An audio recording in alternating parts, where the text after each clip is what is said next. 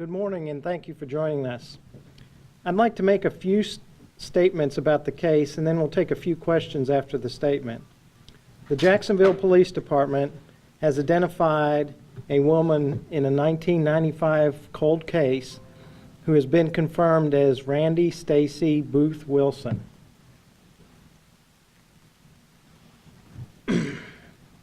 On December the 6th, 1995, a surveyor attempting to locate a marker discovered a complete set of skeletal remains in the wooded area adjacent to Quartz Plus on U.S. Highway 17 in Jacksonville, North Carolina. Because of the condition of the body, investigators were unable to determine how long the body had been exposed to the elements, and no cause of death could be assessed. The case has become part of the Jacksonville Police Department's cold case investigations for the last 23 years.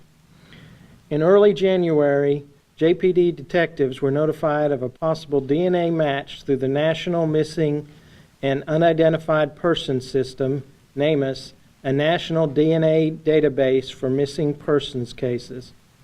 With the assistance of NCIS in obtaining medical dental records, and that information was submitted to the North Carolina Office of the Chief Medical Examiner, who confirmed the DNA matches and the identity of Miss Boothe-Wilson, the subject of a missing persons case from Greenburgh, New York. Miss Boothe-Wilson spent 13 years as an active duty Marine and was discharged in 1994. At the time, she separated from her Marine husband and moved back to New York with her 3 children. She was working and living with the family there at the time she was reported missing. Her remains were found here in Jacksonville in early December 1995. We'd like to thank the detectives who worked this case over the 23 years, seeking resolution, never giving up. The assistance of the Naval Criminal Intelligence Services Carolina Field Office was a key element in moving toward identifying the remains of Miss Boothe-Wilson. We thank them for their partnership as well as their support and assistance with the North Carolina Office of the Chief Medical Examiner. NCIS Acting Special Agent Ryan Gwartz is here with us. I'd also like to recognize retired JPD Captain Gary Dixon, who spent countless hours on this case in his years as a supervisor here. I'd also like to recognize the family of Detective E.L. Lilly, one of the first CSIs at JPD, who worked the case as well. I'd also like to recognize cold case detectives Bob Garbett and Mike Irvin, who have worked this case over the last several years to resolve the case. Thank you. We hope that this identification will bring some comfort to the family of Miss Boothe-Wilson. The investigation is ongoing. There may be somebody in the Jacksonville or the military community that may have known Miss Boothe-Wilson or have some information about her ties to Jacksonville. Even the smallest bit of information will be of value to the detectives working this case. The Jacksonville Police Department is committed to resolving all of our cold case for the benefit of our victims and families. I'll be glad to take a few questions. Or if you'd like to have any, I'm sure they take a few questions. Captain Dixon. Yeah, would you Bob, mind coming up to the podium? Would that be okay? We don't have the light. You should probably ask Garbett. We're going to get Bob up there. And how do you spell your name? Dixon. Okay. What's it like to finally get some resolve after years of working on this case? Oh, well, Chief could answer that question because when he called me, he can tell you how elated I was to hear the news that she had been identified after all those years. I mean, I told him when I retired that I think one of my biggest regrets during my years at the police department was not being able to identify her. What was it like working on this case? I mean, it was like any other case, but it was just, it's you know, the grind where you work day after day and you just can't turn up anything. And then, I mean, all these years later, and we finally turn up something, but it was because of all the work from through the years that everybody did, not me, everybody.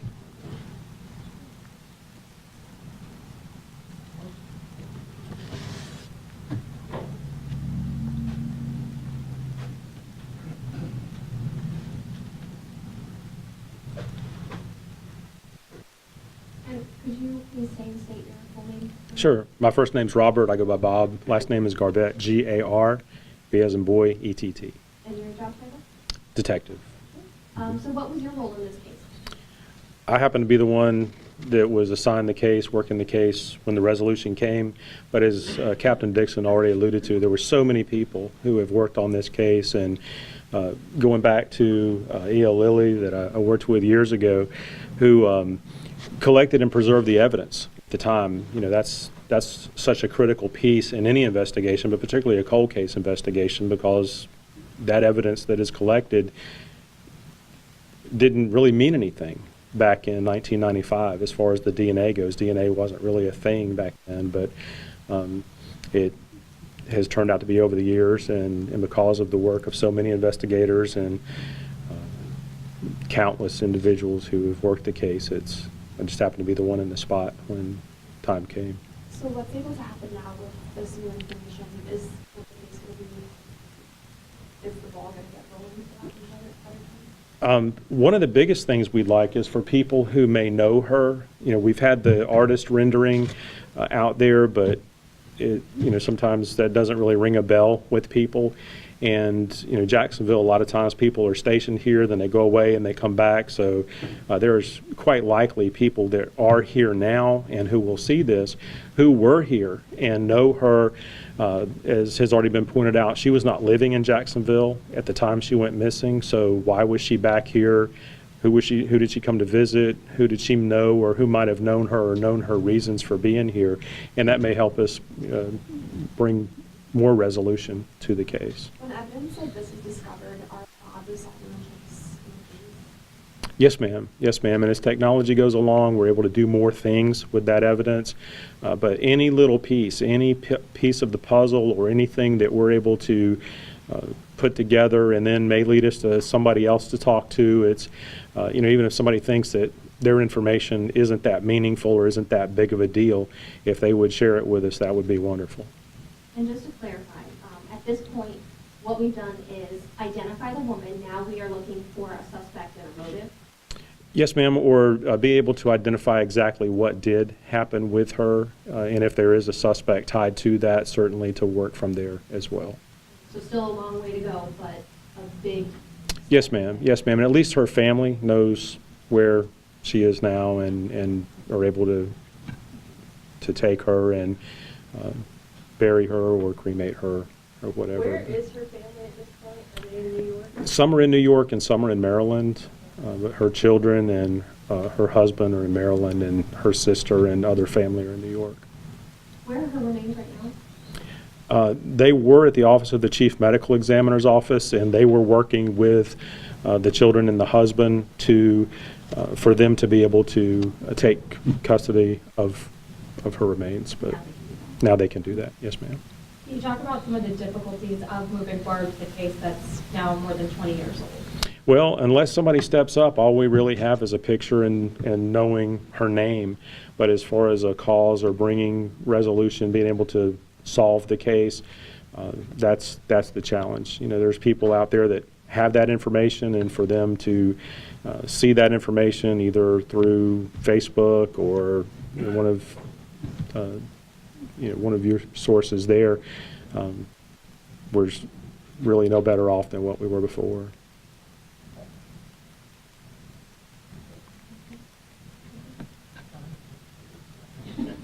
And I do want to commend NCIS investigator Joe Massini has worked this case with us, and he's out of town working on another case now. But I just want to give kudos to them and the efforts and the resources that they've put forward as well. Was NCIS involved in this case from the beginning? Did we suspect she was a Marine, or is that something we found out later on? Well, We suspected a military connection because of some characteristics that were there, but it was just an assumption. But they have worked with us because of that, and the presumption that there was a military connection there. They have been involved probably since the beginning, but at least since I've been involved with it. Do you guys know how long she was a Marine or how long she was stationed here? I think we, Was it 13 years? 13 years. She was 13. It's 13 years in the Marine Corps, and had been discharged in August of that year, and was reported missing in October of that year, of '94. So do you think this was like an accidental death, or that someone killed her? Don't believe it was accidental, because of where she was found. Beyond It's that, an ongoing investigation, so, we'll continue the investigation. We'll also continue to look at all aspects of the case. We'll be working with people in Greenberg where she was reported missing, and that will be part of our process as we look at the case and try to resolve it. And do you guys have a cause of death? Did I mix that up? Well, there's no cause of death listed from the medical examiner, and they would be the ones to ask that question. All right, if there's no other questions, Beth has some materials for you, and if you need these digital images, which would be great for us to put out there, we'll be glad to provide them. So thank you all for coming.